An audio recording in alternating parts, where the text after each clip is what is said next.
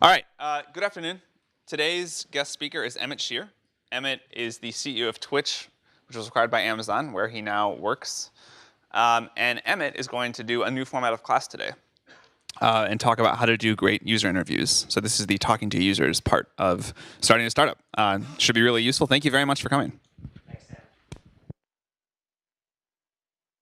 Context, everyone knows where I'm coming from this. I started my first startup with Justin Kahn right out of college. We started this company called TechKeka Calendar. It didn't go so well. It went all right. We built it. We sold it, but we sold it on eBay.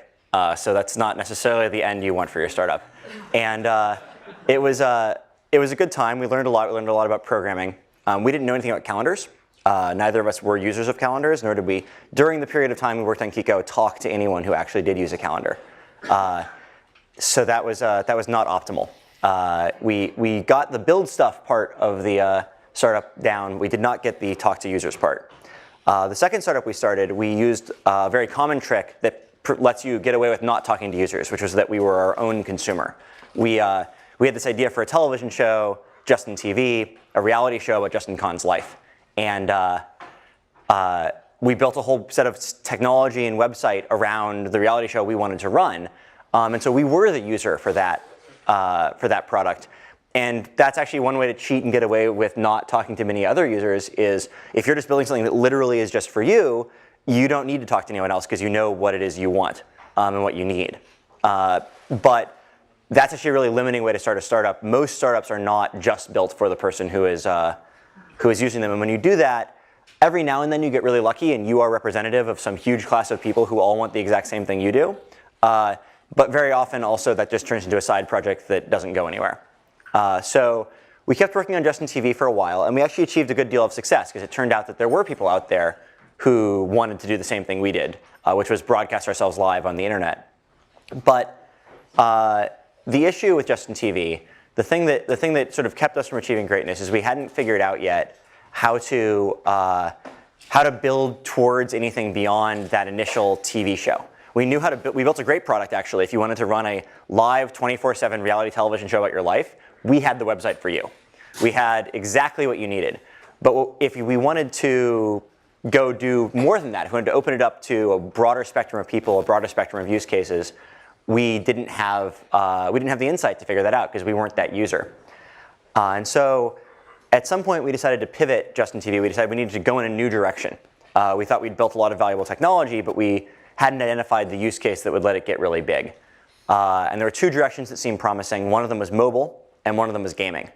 And I led the gaming initiative inside of the company. And what we did with gaming that was very, very different from what we'd ever done before was we actually went and talked to users. Because while I loved watching gaming video, I was very aware that neither I nor anyone else in the company knew anything about broadcasting video games.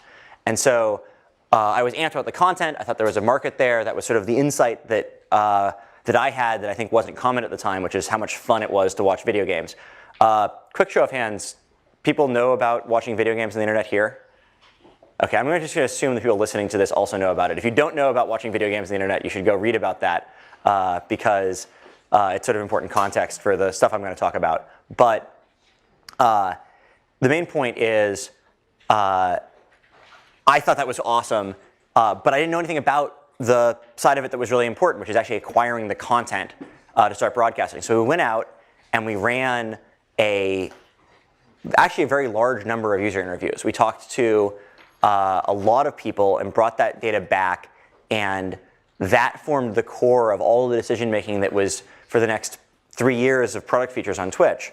Was sort of many of the insights we got from that. And we continued to talk to users and in fact built an entire part of the company whose job it is basically to talk to our users, which is a whole division that we just didn't even have at Justin TV. We had no one at the company whose job it was to talk to our most important users.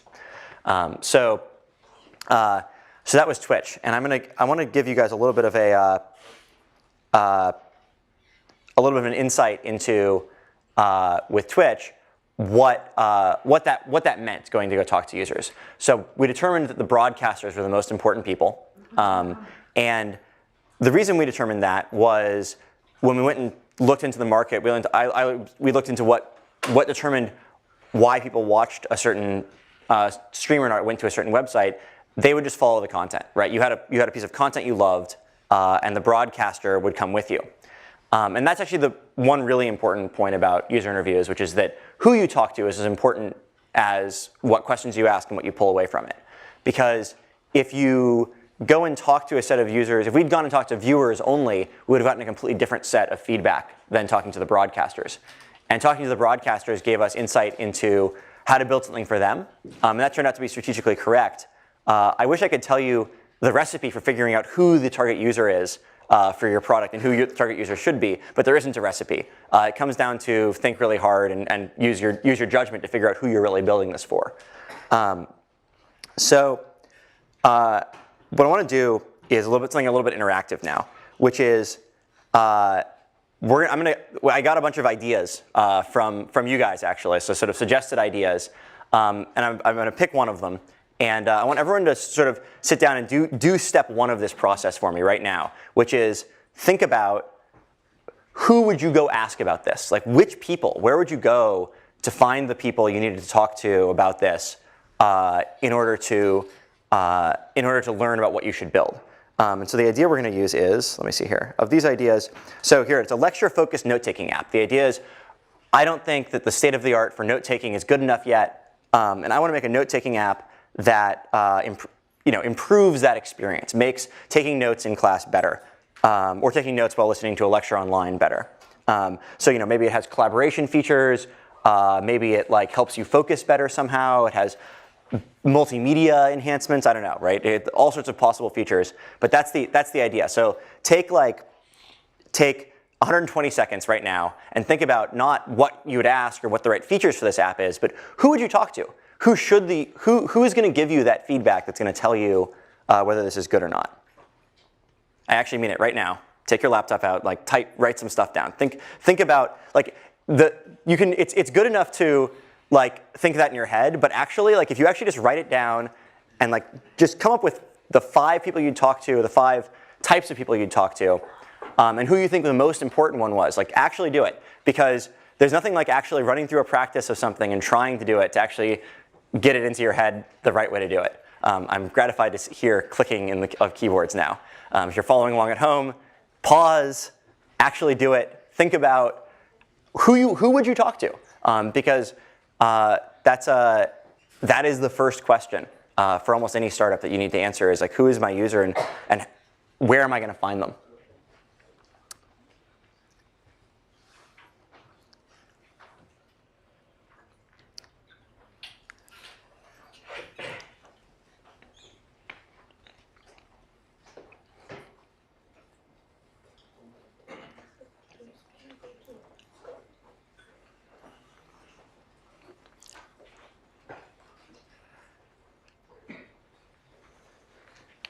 All right. That's way shorter than you'd normally use to think about this problem. It's actually a really tricky problem, and figuring out where to source the people is pretty hard. But we're going to move along anyways in this highly abbreviated version of learning how to build a product and run a user interview. So can I get one volunteer from the audience to come up and tell us who you would talk to, and we'll talk about it? You guys are all pre-selected. Here you go. I don't know how to turn this thing on. Here we go. So who do you talk to? Yeah. I would definitely talk to college students first, obviously, because we sit in a lot of lectures. And specifically, I would want to talk to college students studying different subjects to see if maybe, if you're an English major, if that makes a difference versus you're studying math or computer science in terms of how you want to take notes in different lectures. So you go talk to a bunch of college students. Would you pick any particular subset of college students? It sounds like we don't want to talk to all college students, or a broad array? I want to talk to college students and break down the divisions by people who study different areas maybe, and then also maybe it would make sense for people who have different study techniques, because some people take a lot of notes, some people don't take that many notes, but still jot stuff down. Right. So that's a really good start. That is actually obviously a group of users you want to go talk to, especially if you're targeting something at college students as the consumer. And if you're talking to college students as a consumer, the you're going to get a lot out of students about what their current note-taking habits are and what they would be excited about. One of the problems with selling things to college students is that college students don't actually spend very much money.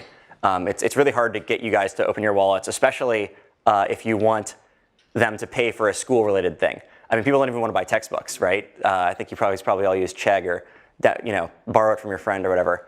And so one of the things what I think you'd be missing if you go after just the students, right, is you want to figure out who is the most important person to this app. And if you actually had a note-taking app, my guess is for colleges, the people most likely to actually buy a note-taking app that you guys would use would be college IT, right? I mean, presumably, for the most part, if you want to sell software to students, like the people who have to get bought into that is usually the school administrators. So that would be one approach. If you thought, okay, well, presumably you go talk to the college students and you find out they don't actually buy any note-taking software right now at all. I mean, likely.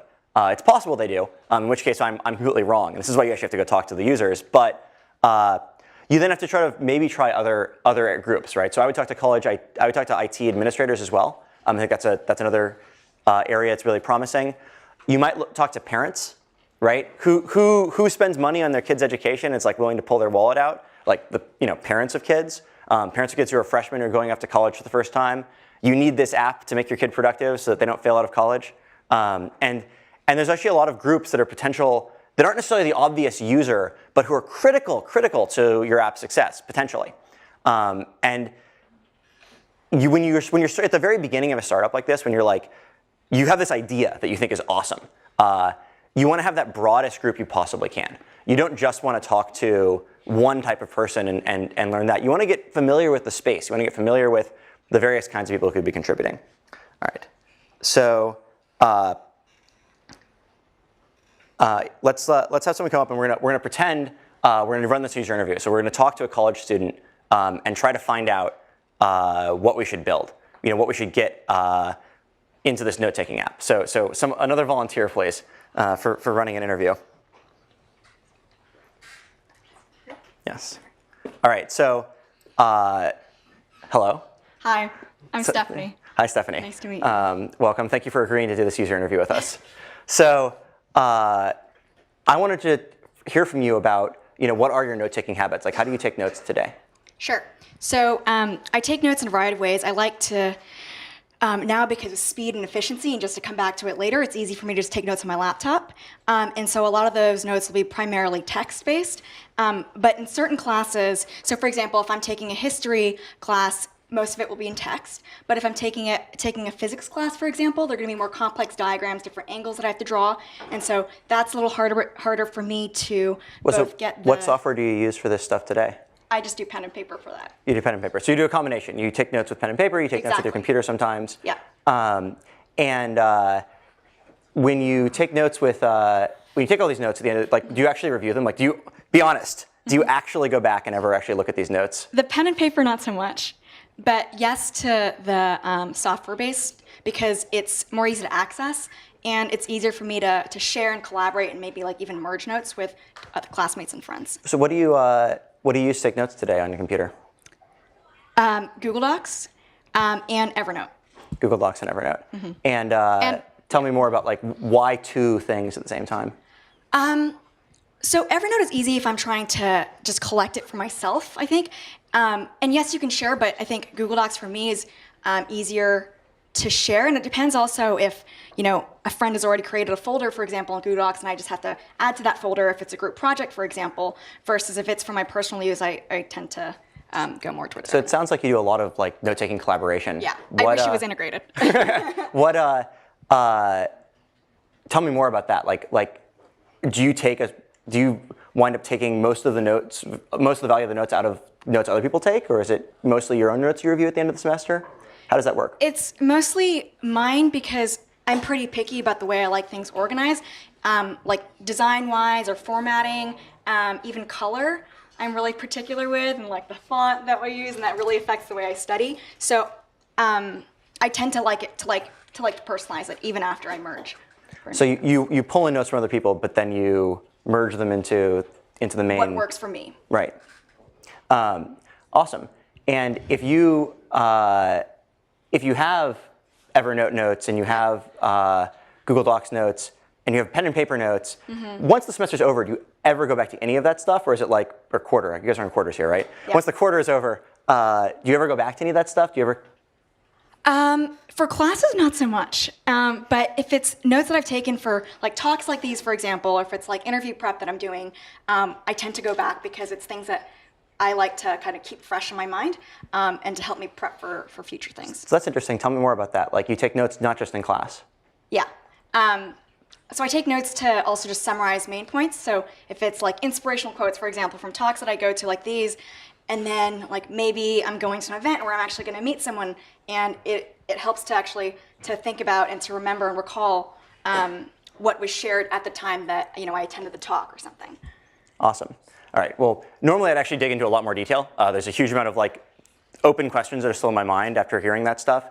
Questions about which people do you collaborate with. Questions about whether or not you like what the volume of notes are, and like how long of note-taking stuff, and just sort of digging into like what the current behavior is. But like in the interest of time and not like keeping everyone here hearing about the intricacies of one person's note-taking habits forever, we're going to move on. But thank you very much, Stephanie. I appreciate that. So that's like that kind of stuff. You notice we're not talking about the actual content of the app at all. Like I'm not really interested in features. I don't really want to know about the specific feature set in Google Docs or Evernote. I might start digging in a little bit more into which features actually get used. Like if she's actively collaborating, how does that work? I heard some interesting things about, we use folders. That's interesting to me. But the main thing you're trying to do when you're running these first set of interviews is not necessarily get like questions about like user flows and like optimizing that, or questions about like the specifics of any of that stuff. Kind of can be distracting because users think they know what they want, but like you get the horseless carriage effect where you're getting asked for a faster horse instead of trying to design the actual real solution to the problem. If you start asking people about features, so you want to stay as far away from features as possible because the things they tell you wind up almost feeling overwhelmingly real. When you have a real user asking you for a feature, it's very hard to say no to them because here's a real person who really has this problem, and they're saying, build me this feature. But as you start to talk to lots of people and really get a sense for what their problems are, you figure out if this is actually a promising area or not. And like, based on what I heard there, it's like, starting from that user interview, I'm not necessarily positive there is a problem. Or there's a big enough problem that it's worth building a whole new product for. Because I didn't hear a lot of like, things where there was a big blocker, where there's something really wrong with the way it was working. And unless I had some big idea, I would take that as maybe a negative sign. But it doesn't necessarily mean that you can't move forward and keep talking to more people, because just because you talk to the first person and you don't get anything out of it doesn't mean there's not going to be a ton more people who actually have a problem. And once you talk to about 6, 7, 8 people, you're usually about done. It's unlikely you're going to discover a bunch of new information there. Which is why it's important to talk to different extremes of people, right? Go find people who are at different points, because if you talk to 6 or 7 Stanford college students, you're going to get a very different response than if you talk to 6 or 7 high school students or 6 to 7 parents. All right, once again, look at the.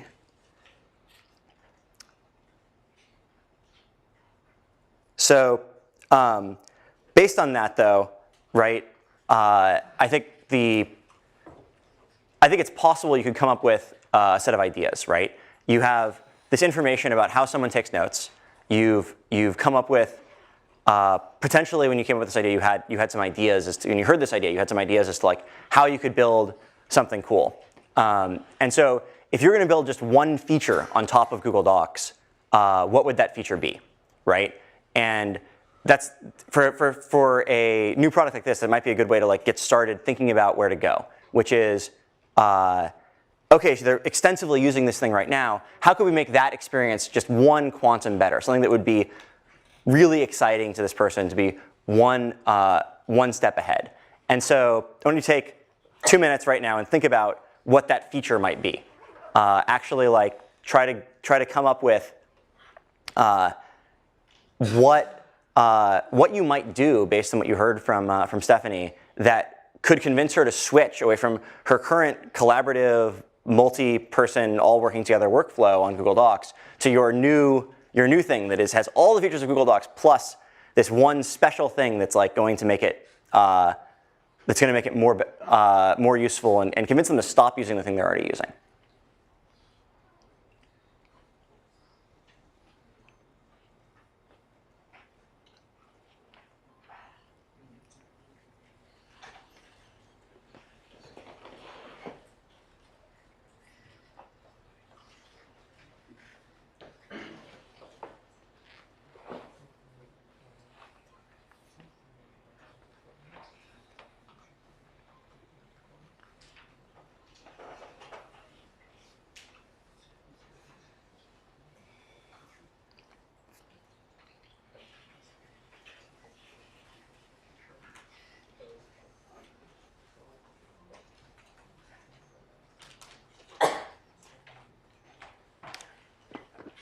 Awesome. All right. So I'm going to invite our third guest. If you have something up, I don't want to put you on the spot if you feel like you're not sure, but yeah. So what I is it on? Yeah. Yes. Okay. What I thought about was like the reason she uses Evernote is because of sticky note type notes, like more thoughts and like details. So I feel like Google Docs has like documents and not like smaller notes. So I feel like a feature that would be like super like a mobile version of Drive that isn't that clunky and like doesn't make you make real documents could be like really useful. Awesome. So right, that's a good insight, right? That's one of the things you get out of that user interview. And now you have this idea, right? You've gotten this user feedback. You got this idea. What if we had a Google Docs that had the collaborative aspects and the group aspects of that, but where you could pull in more little one-off notes, and it was designed more around note-taking. And so the question is now, once you have this idea, which I think it's actually a perfectly reasonable approach, is this enough? Is this something people would actually switch just to have? And the way to validate, there's two ways to validate that. One is if you're quick at programming, you can literally just go build it and throw it out in the world and see what happens.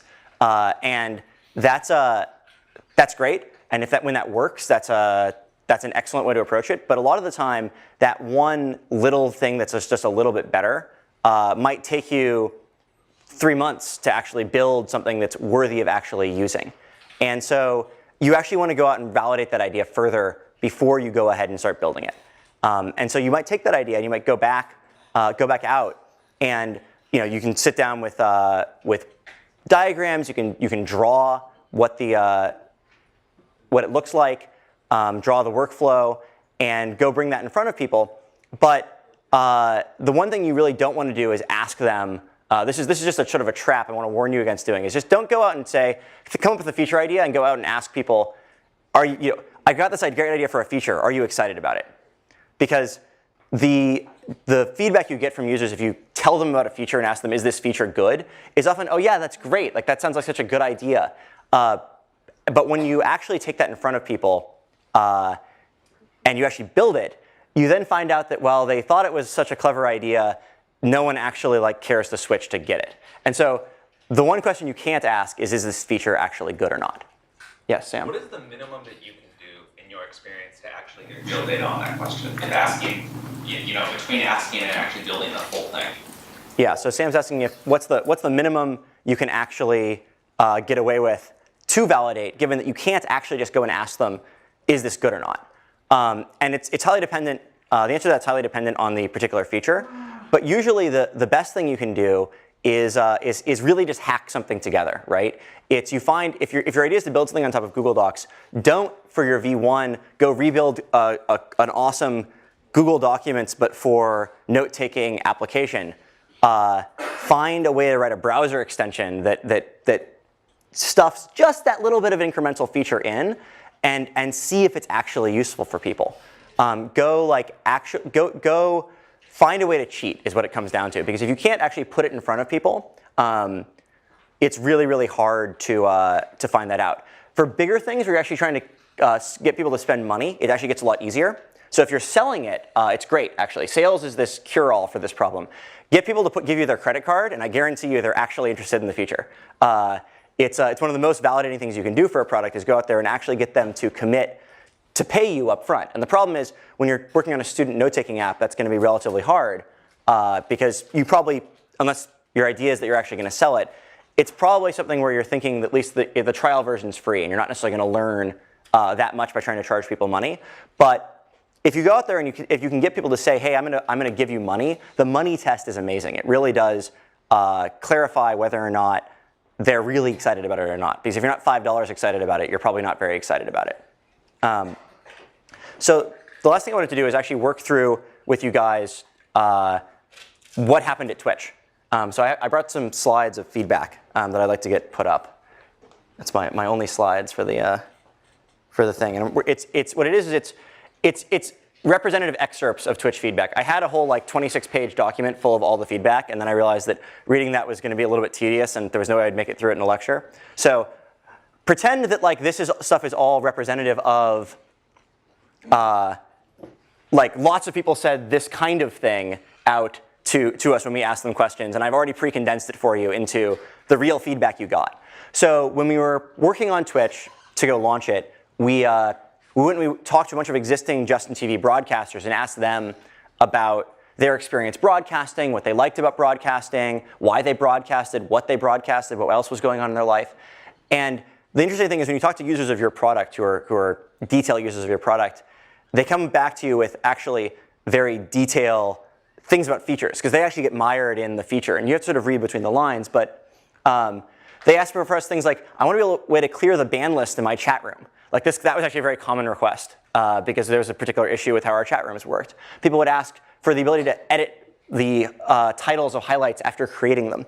And this stuff was really consistent. As you talk to broadcasters, you probably talked to 12, 14, something like that, broadcasters on the Justin TV gaming platform. We got all this feedback, and what else do we have? We have your competitors have all these cool features like polls and scrolling text. I can personalize chat there, and we got some positive feedback. They're like, oh, you guys don't have ads. That's great. I need to be able to ban trolls. So a bunch of stuff about chat, a bunch of stuff around interactivity with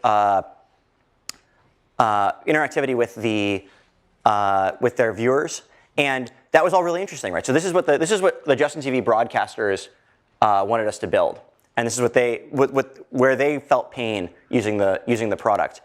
And so if you thought that what we did was go and address these problems, you would be wrong, because actually people who are using your service already and are willing to put up with all these issues kind of means that these are probably not actually the biggest problems, because if you're willing to ignore the fact that you can't edit the ban list and titles are uneditable and there's no way to get trolls out of your channel and you're using the service anyways, maybe those aren't huge problems. And so that sort of brings up another really important point, which is you have to compare groups of people and compare the level at which they argue with each other. So if you go to the next slide, yes, nice. We got competitor broadcaster feedback, which is really interesting. So this is stuff that we heard a lot from people who are using other broadcast platforms. They wanted to be able to switch multiple people onto their channel at the same time. They complained about us not having a rev share program, or they talked a lot about how they were trying to make a living. They really wanted to make money pursuing this gaming broadcasting thing. And they talked a lot about video stability. Our service wasn't good in Europe specifically, but just globally, video stability was this huge, huge issue for them. And if you compare and contrast, actually, it was really different. Like the things that people who didn't use our service said about what they cared about was completely different than the things that people who were using the service cared about. And we focused on this stuff because this was the stuff where it was so bad they weren't even willing to use our service because of it. And most of them actually had thought about it because our user base happened to be a very well-educated user base in the area who knew about all their options for this. And they actually, reaching out to them meant that they'd probably already tried all 4 services and actually had an opinion. It's great when you can get users who are that informed and that they understand the space that well. And if you go to I'm just going to go to the next slide. Yeah, here we go. The other big thing we did that I thought was really important was we talked to non-broadcasters. So we went out there and we talked to all the people who weren't using us or competitors. And in many ways, those are the most important people, right? Talking to your competitors, that's a short-term win, right? If someone's using a piece of competing software, unless your piece of competing software is something like Google, which is a search engine which everyone uses, okay, maybe then there are no non-users to convert. But in the case of gaming broadcasting, almost everyone's a non-user, right? The majority, and this is true for most new products, the majority of people you're competing with are non-users.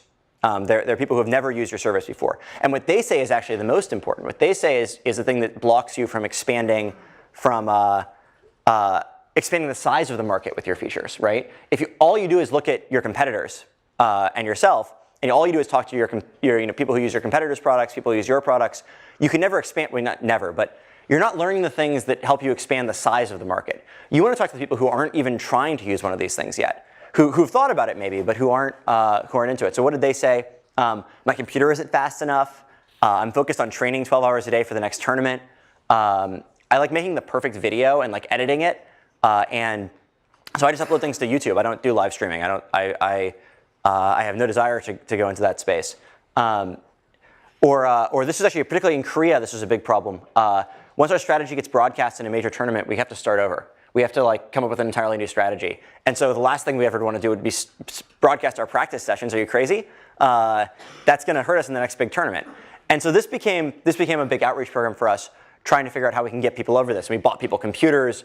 We worked really closely with gaming broadcast software companies to help the people who made the broadcasting software to make that better.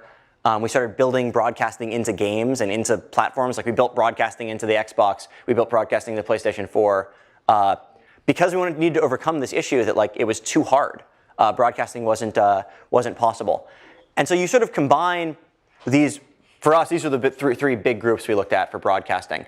And you combine that feedback, and what it tells you is not the features to build, right? Because the features they asked for, things like polls, things like the ability to have child accounts on your account. We haven't built most of that stuff. But what was important were the issues, like the goals they were trying to accomplish there. People wanted money. People wanted stability and quality. People wanted universal access for viewers all around the world to be able to watch them.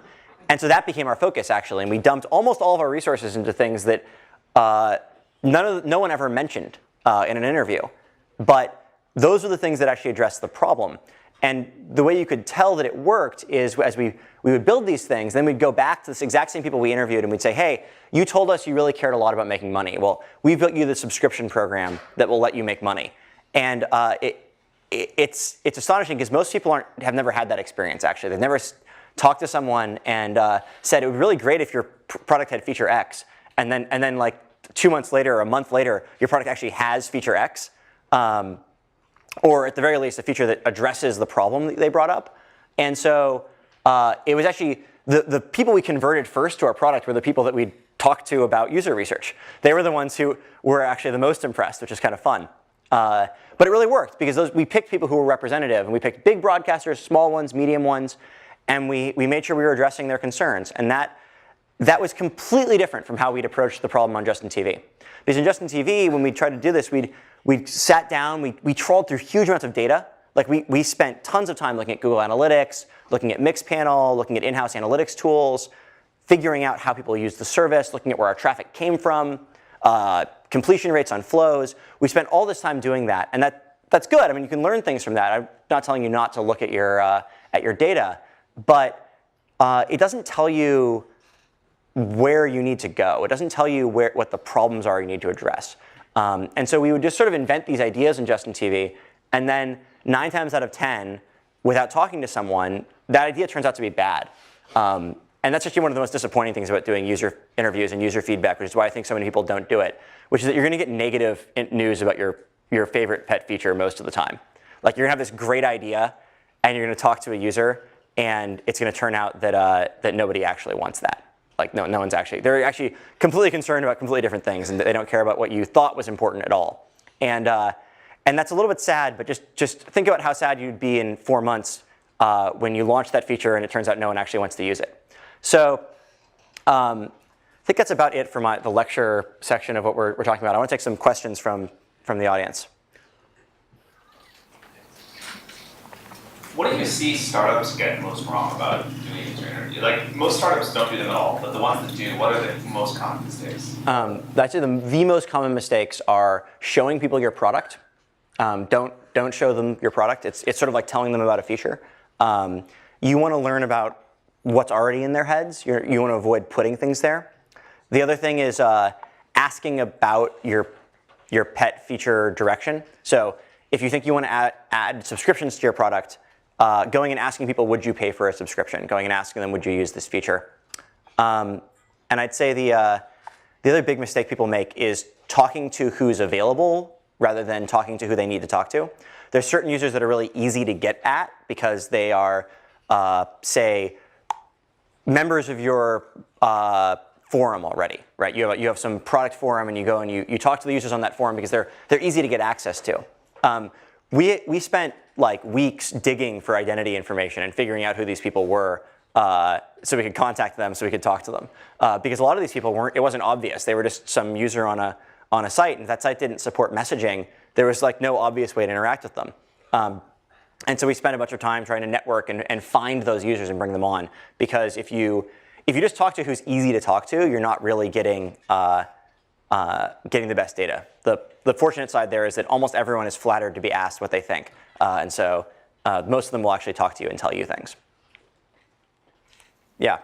How hard was it to get buy-in from the rest of your company? I mean, like, you can go and be like, whatever, I'm in charge, so you're doing what I say, but that's probably not the best way of doing it. So how did you get them to?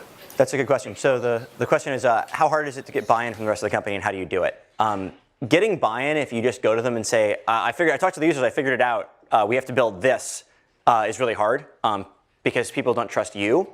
There's something magic about showing them the interview, though, so I really recommend you record interviews. Recording interviews is like magic. It stops you from taking notes in the middle. And taking notes is a little bit disruptive. It makes it hard for you to feel like you're actually engaged in the conversation. And B, you can then play that recording for people. So when they don't have to be there for the entirety of all the interviews, but when you want to make a point about what we should be building and why, you can just play back for the rest of the company that interview, and it's like magic, the influence it has on people's thoughts and what the right thing to build is. Yes? So did you, since you mentioned recording, did you try to insist on doing Skype interviews rather than over email, or what was your impression of the trends? So you definitely want to do Skype the question was, did we insist on Skype interviews for recording?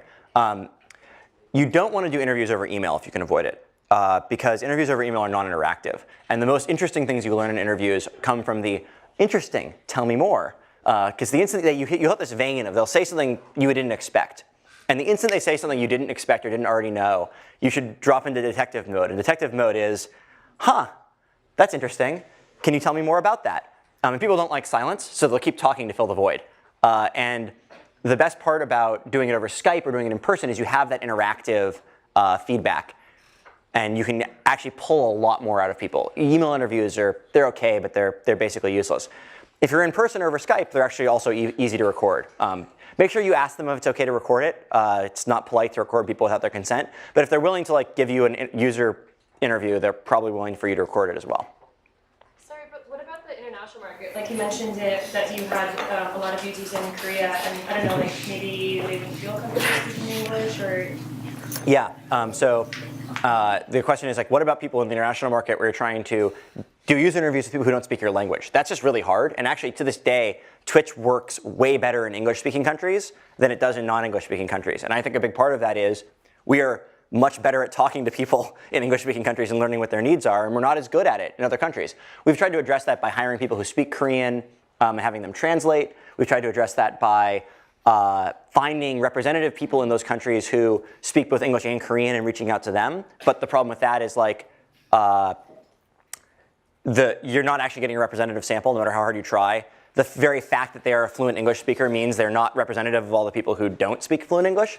It's just a hard problem. It's why companies find it easier to build markets that win in their home country much more easily than abroad, because it's really hard to talk to users abroad. Yes? What channels did you use to reach out to them, and did you ever compensate them? So the channels we used to what channels did we use to reach out to them? Did we ever compensate them? The channels we used to reach out to them were on-site messaging systems. So like if most websites have some way to contact a user. So if they're a visible user of another website, you use that site's messaging system and say, hey, I was watching your stream or whatever this person was doing on the site.